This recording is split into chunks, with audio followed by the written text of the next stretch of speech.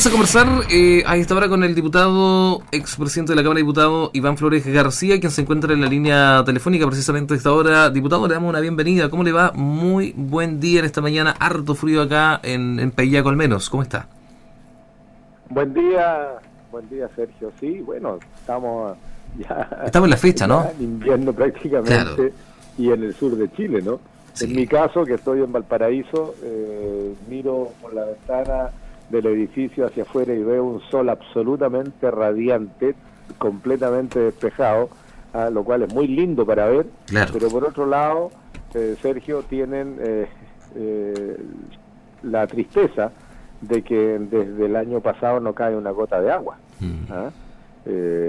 Hay a lo menos 7 regiones de Chile, 5 que son críticas, más 2 que se estarían sumando, que están entrando en una sequía brutal, como hacía muchos años que no se veía.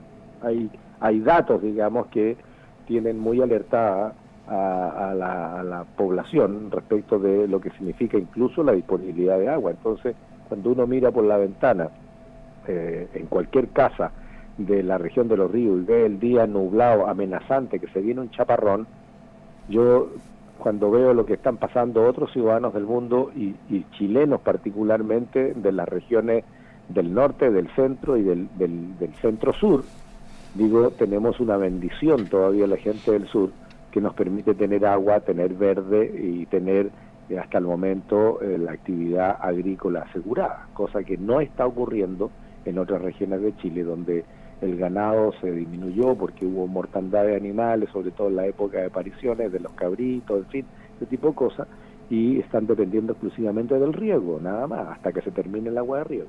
Correcto.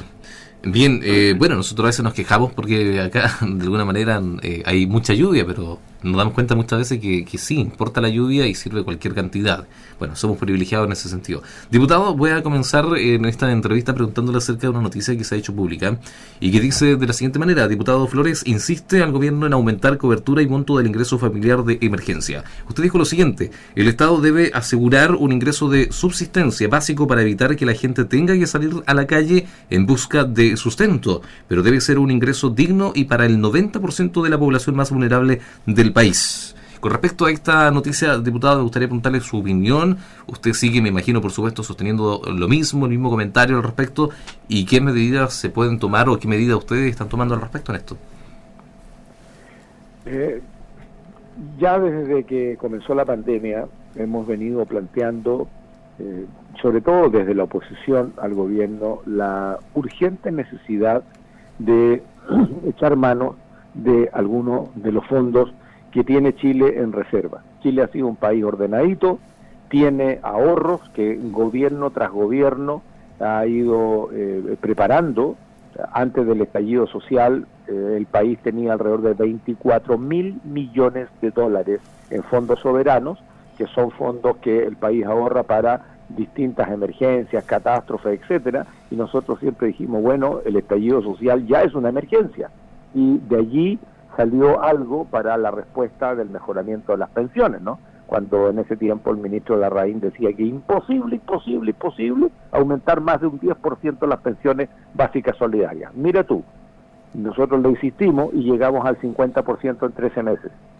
No solamente para la pensión básica, sino que también para el pilar solidario, e iniciamos un proceso que lamentablemente se interrumpió con el coronavirus, un proceso que permita mejorar las pensiones también del pilar contributivo, o sea, la gente que tiene AFP, en donde efectivamente se aumentó al 6% de cotizaciones, de aporte del empleador y parte del Estado, donde ni un peso va a llegar a la AFP, pero las AFP no fueron tocadas, quedaron tal cual. Bueno, eso se interrumpió con el corona, y desde que partió Sergio nosotros hemos estado insistiendo que hay que tomar medidas económicas para permitir que la gente se quede en la casa tranquila, sin tener la desesperación de tener que salir a buscar pega, te fijas, para poder de vuelta de la pega pasar a comprar alguna cosita en algún negocio y llevar el sustento a la casa, ¿no? Muchas medidas han venido siendo debatidas en el Congreso con el gobierno para poder ir en esa línea. El proyecto nuestro de prohibir el corte de suministro, los servicios básicos de la luz, el agua, incluso el teléfono y el Internet, que son lo que hoy día permite estudiar online en la casa para los niños o entretenerse, etcétera, etcétera, no contó nunca con el patrocinio del gobierno, nunca. Ellos dijeron que habían conversado con algunas empresas, que se las arreglaban, en fin. Recibimos el reclamo de las cooperativas eléctricas, que estaban preocupados, lo mismo que los APR, que la gente no les iba a pagar más, etcétera. Pero entonces lo que hicimos fue una corrección y se dejaron fuera las cooperativas y a los servicios de APR, por cuanto perfectamente pueden recibir ellos directamente como institución un aporte desde el Estado, que no es mucho, son 3 meses mientras dura el estado de excepción. Correcto. Bueno, una serie de medidas se tomaron. Y vino entonces el bono a las 50 lucas, que es absolutamente insuficiente. Después vino el seguro de cesantía, que efectivamente ayuda a aquellos trabajadores que necesitan mantener el vínculo con la empresa y evitar ser despedidos, ¿cierto? Pero resulta que todo eso era para gente que tenía contratos, o sea, eran trabajadores formales.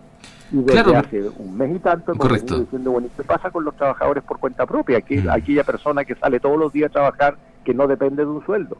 Bueno, no hubo respuesta hasta que hace 2 semanas atrás el presidente de la República lo anunció y el proyecto entró una semana después. Bueno, esto, Sergio, lo estamos votando mañana, miércoles y el jueves.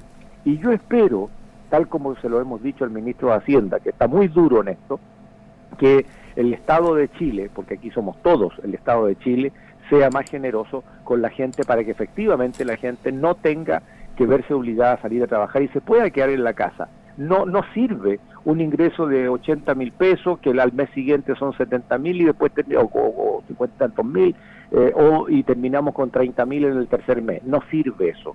Nosotros lo que estamos diciendo que debería ser parejo los 3 meses y que no puede quedar fuera la gente de la clase media, porque es cierto que hay que ayudar a la gente más vulnerable, pero hay gente de la clase media que son, qué sé yo, hay tantas actividades, pero una persona que decidió hacer un emprendimiento y es una señora que era banquetera, ¿ah?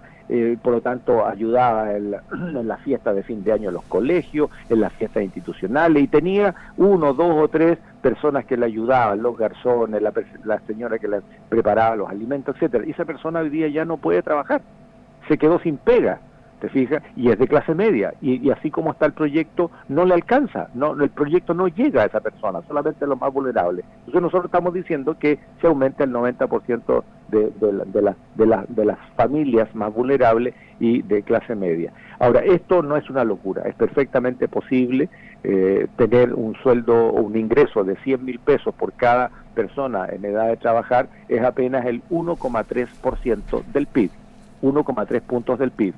En cifras se abulta, pero en un estado tan excepcional como este, donde necesitamos a la gente en sus casas, la verdad es que es una medida que otros países la han tomado y la han tomado con muchísimo más voluntad y fuerza. Le están entregando una caja completa de alimentos en algunos países a la semana a la familia, o países como Canadá, Nueva Zelanda, claro, alguien dirá, como son harto más ricos que nosotros, sí, pero están haciendo ellos también un tremendo esfuerzo.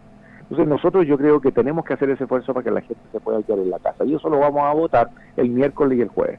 Perfecto. Bueno, 90% de lo que usted sugiere como parlamentario para que se pueda aumentar a ese sí, punto. Sí, sí, no es la postura mía, Sergio, es la postura que tienen los mejores economistas de Chile, con los cuales estamos trabajando un grupo de parlamentarios. O sea, cuando está, por ejemplo, French Davis, u otros economistas, Rodrigo Valdés, en fin, ellos dicen perfectamente que José de Gregorio, por ejemplo, que puede decir alguien que fue presidente del Banco Central y es un académico reconocido, en fin, y es perfectamente posible. Entonces se lo estamos diciendo al gobierno, pero en materias económicas nosotros podemos proponer, los parlamentarios, pero es el gobierno, cualquiera sea, el único que tiene la atribución para tomar este tipo de decisiones, y se lo estamos diciendo al gobierno. Es este el momento preciso en que la gente se tiene que quedar en la casa, porque lejos de no ser así, como señalaban las autoridades de salud hace unos días atrás, donde decían que la curva de la enfermedad se está aplanando, y esto para que toda la gente que nos escucha hoy día en diferencia lo entienda bien, aplanar la curva significa que, como todos los días hay casos nuevos, si los casos nuevos, o sea, gente que se contagia de la enfermedad, es igual a la gente que se recupera de la enfermedad, la curva es plana. Claro, ¿cierto? justamente. Es plana, es recta, porque uno enferma y uno sale. Sí. Uno entra y uno sale.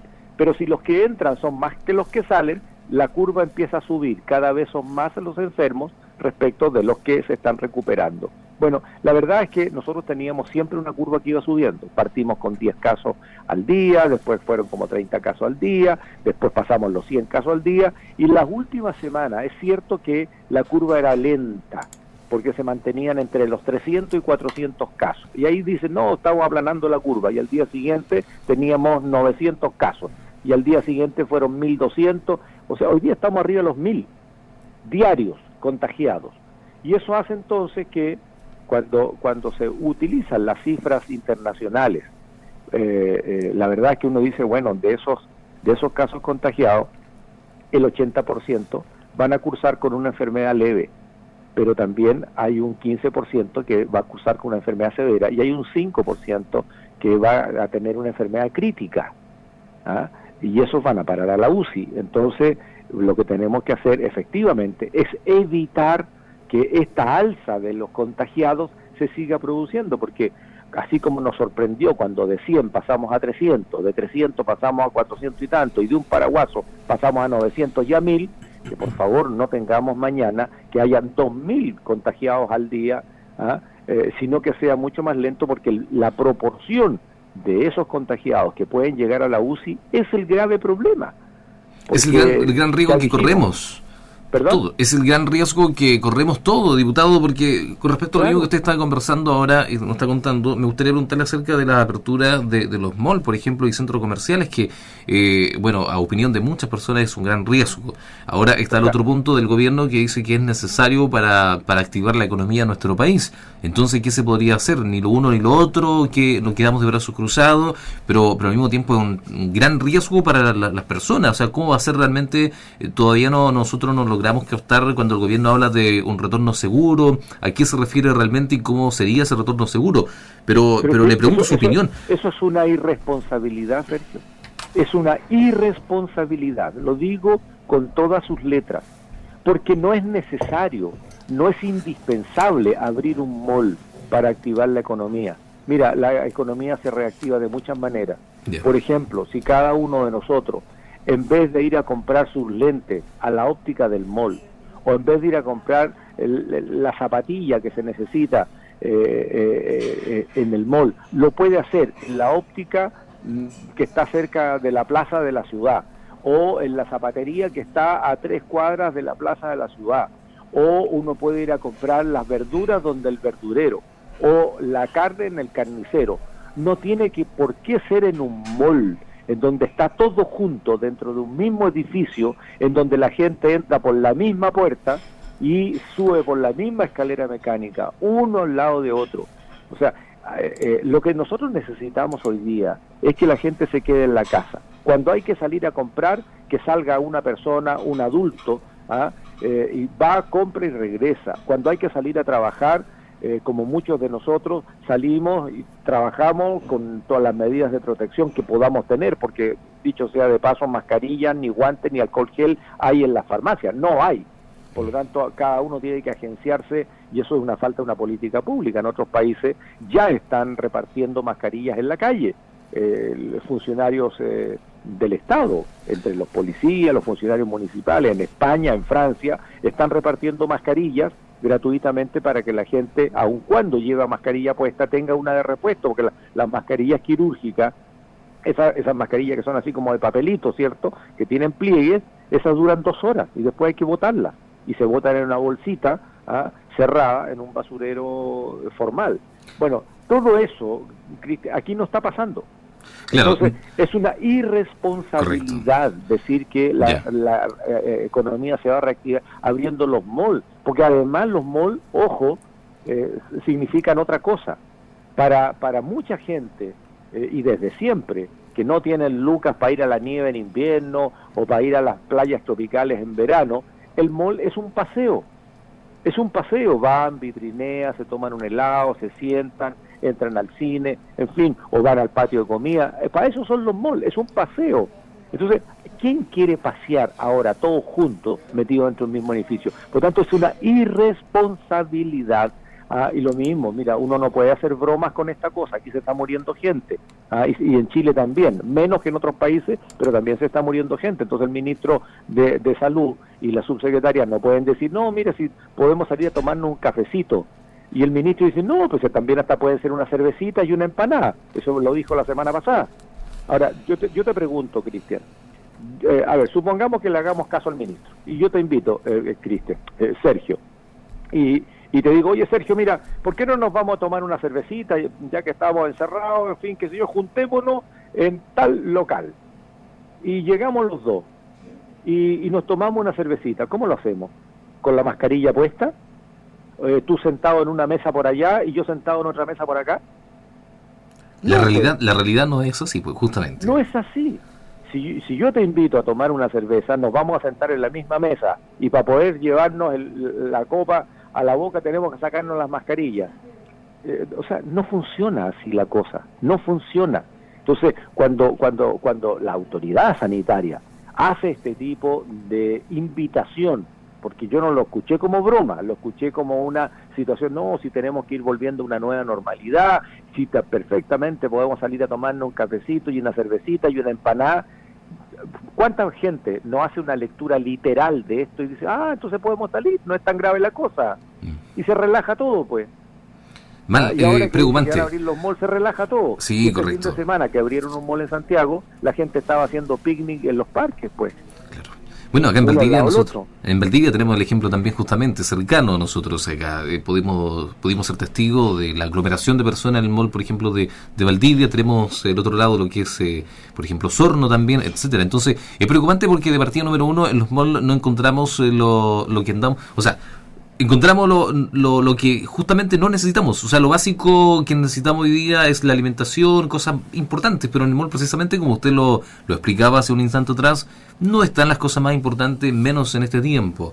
Diputado, me gustaría preguntarle, ya para ir cerrando nuestra conversación porque no alcanza el tiempo acá, sobre la seguridad durante lo que es el toque de queda. Su opinión al respecto, cómo está operando, cómo está trabajando el gobierno en la seguridad realmente en medio del toque de queda, en este lapso. ¿Se está realmente aplicando la seguridad? ¿Falta seguridad? ¿Cuál es su opinión al respecto? Bueno, yo te agradezco la pregunta, Sergio, porque lo reclamé ayer, lunes, a través de una columna que escribo en el diario local. Y yo puse como titular toque de queda versus seguridad ciudadana. ¿Y por qué lo puse así? Porque todos sabemos lo que es un toque de queda. O sea, es una obligación de quedarse en su domicilio.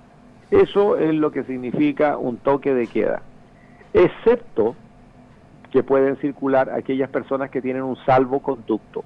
O sea, un documento que los pone a salvo de cualquier intervención que pueda hacer la fuerza militar, porque los toques de queda no lo hacen las policías, lo hace el ejército. Y en este escenario, en un estado de excepción como el que estamos viviendo en Chile por 90 días, el mando lo tiene un funcionario del ejército, que en este caso es el general de zona. Bueno, son ellos los que tienen que resguardar a las familias y los bienes mientras tanto se está en el toque de queda. ¿Cuál es el objeto del toque de queda en esta oportunidad? Porque acuérdate que durante la dictadura teníamos toque de queda también, al principio, ¿no? Y ahí eran otras razones. Bueno, la razón hoy día es que la gente no salga a la calle de manera obligatoria, ¿no? De manera, el toque de queda los obliga a quedarse en la casa entre las 10 de la noche y las 5 de la mañana, creo que es el inicio. Pero ¿qué ha estado ocurriendo? Y yo he sido testigo de esto, Sergio, porque por mi trabajo me ha tocado circular en horas de toque de queda, sea porque no tenía vuelo y me tuve que venir en auto desde Valdivia hasta Valparaíso y me sorprendió el toque de queda en la carretera, después en Santiago y hasta que llegué. Me ha tocado retrasos en los aviones y este mismo domingo tuve que venirme en pleno toque de queda. Me ha tocado en Valdivia también circular producto de algunas reuniones que he tenido. Y la verdad es que yo no he visto no he visto más que antes, todo lo contrario, menos que antes, la circulación de vehículos policiales. Porque en este estado de excepción se ha definido que la seguridad pública sigue estando en manos de la policía de carabineros, porque la PDI tiene otra función distinta, que está colaborando, pero tiene otra función. Entonces, ¿qué es lo que reclaman los vecinos?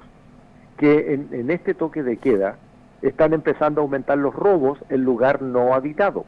O sea, robos no en la casa donde la gente está guardada, pero sí robos en el pequeño taller, en el local comercial, claro, en la oficina de las personas, porque como no hay nadie circulando en la calle, no se ven personas, no está el local de al lado funcionando, cosa que le ponen un ojito al local de al lado, pero tampoco se ven patrullas suficientes o más que antes, sino que en mi impresión son menos que antes, y lo mismo dicen los vecinos, y por lo tanto los ladrones en la noche están solitos, pues, no tienen ningún problema para salir y desvalijar una oficina o desvalijar un pequeño local comercial.